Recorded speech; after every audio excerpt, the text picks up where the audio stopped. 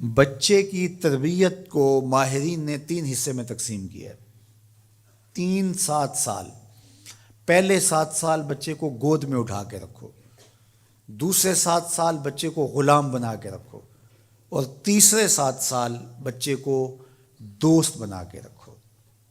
پہلے 7 سال بچے کو گود میں اٹھانے کا مطلب یہ ہے کہ وہ تم سے سیکھے، اور ہم تو 3 سال کے بچے کو بھی، آج 2.5 سال کے بچے کو بھی اسکول بھیج دیتے ہیں، مائیں فارغ البال ہونا چاہتی ہیں، لیکن ایسا نہیں ہے۔ یہ ہماری فکری لغزش ہے کہ بچے کو اتنی جلدی اسکول بھیج دیا، اور جب ماں سے سیکھنا تھا تو وہ وقت ضائع کر دیا۔ آج بھی جاپان میں 7-8 سال کا بچہ اسکول جاتا ہے، اور آج بھی کچھ اور ممالک کے اندر بھی انہوں نے یہ طے کر دیا ہے کہ 7 سال سے پہلے بچہ اسکول نہ جائے، تو وہ گھر میں بیٹھ کے سیکھتا ہے۔ یہ اس کی تربیت کا مرحلہ ہے، اس کا یہ مرحلہ یہاں مکمل ہونا چاہیے۔ اس کے بعد جب وہ جائے گا تو اس کے قواعد مضبوط ہو چکیں گے اور وہاں جا کے سیکھے گا۔ یہ پہلا اس کا مرحلہ یہاں سیکھنے کا ہے۔ ظاہر ہے باپ تو وہ توجہ نہیں دے پاتا، تو ماں کو بھرپور توجہ بچے کی طرف دینی چاہیے۔ عمومی طور پہ ماضی میں مائیں اپنے بچوں کی تربیت میں انتہائی مبالغہ کرتی تھی اور بہت زیادہ محنت شاقہ کرتی تھی، چونکہ ان کی توجہات کا کوئی اور مرکز نہیں ہوا کرتا تھا، اور وہ سمجھتی تھی کہ ہمارا یہی کام ہے کہ ہم بچوں کی اچھی تربیت کر لیں، اور چند بچوں کی تربیت ہی ماں کی ذمہ داری ہے، اور یہ اگر احسن طریقے سے نبھا دے تو اس نے اپنا حصہ امت میں بھی ڈال دیا، معاشرت میں بھی ڈال دیا، اور قوم بنانے کے اندر بھی اپنا حصہ ڈال دیا۔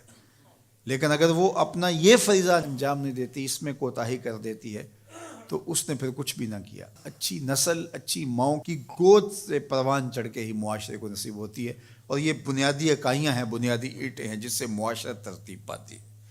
اس لیے یہ ماؤں کی ذمہ داری ہے۔ اور دوسرے 7 سال جو ہے وہ غلام بنا کے رکھو، مطلب کیا کہ ان پر احکام نافذ کرو۔ وہ از خود فیصلے نہیں کر پاتے اور اچھے نہیں کر پائیں گے، ان کے فیصلے تم کرو، ماں باپ۔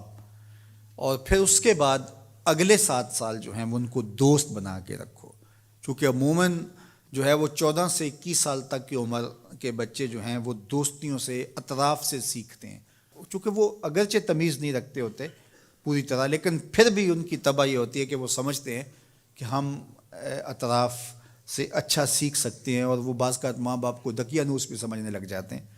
تو اس وقت ماں باپ تھوڑی سی حکمت کے ساتھ ان کی دوستیوں پہ غور کریں کہ ان کی دوستیاں غلط لوگوں سے نہ ہوں۔ میرے اور آپ کے آقا مولا نے ارشاد فرمایا، المرء علی دین خلیلہ فلینظر احدکم من یخالل۔ ہر شخص اپنے دوست کے دین پہ ہوتا ہے، اور آپ دیکھیں کہ آپ کس سے دوستی کر رہے ہیں۔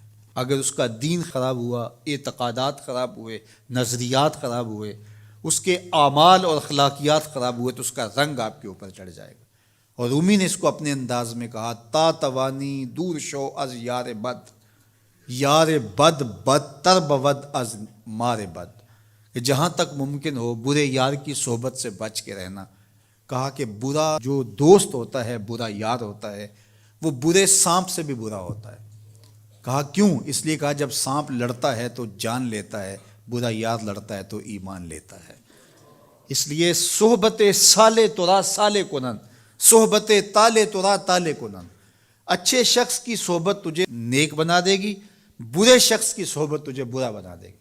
شیخ سعدی فرماتے ہیں، میں حمام میں گیا تو وہاں کسی نے مٹی رکھی تھی، تو میں نے اس کو اٹھایا تو اس سے مہک آ رہی تھی، میں مست ہونے لگا اس کی دل آویز خوشبو سے۔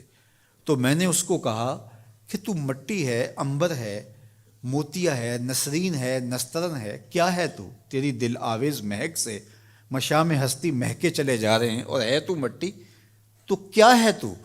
تو اس مٹی نے، شیخ سعدی فرماتے، مجھے زبان حال سے جواب دیا کہ ہوں تو میں مٹی، مجھے اپنی اوقات نہیں بھولی، لیکن چند دن میں پھول کی صحبت میں رہی ہوں۔ جمال ہم نشیں در من اثر کر، وگرنہ من ہما خاکم کے ہستم۔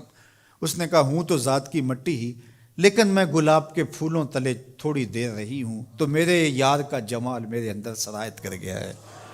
تو ذات کی مٹی ہوں لیکن صحبت میری پھول سے رہی۔ یار مٹی پھول سے صحبت پیدا کر لے تو اس سے مہک آنے لگ جاتی ہے، تو یار بندہ صالح صحبتوں کا انتخاب کر لے تو اس کی زندگی کیوں نہیں بدلتی؟ تو اپنی اولاد کو صالح لوگوں کے پاس بٹھانا سکھاؤ۔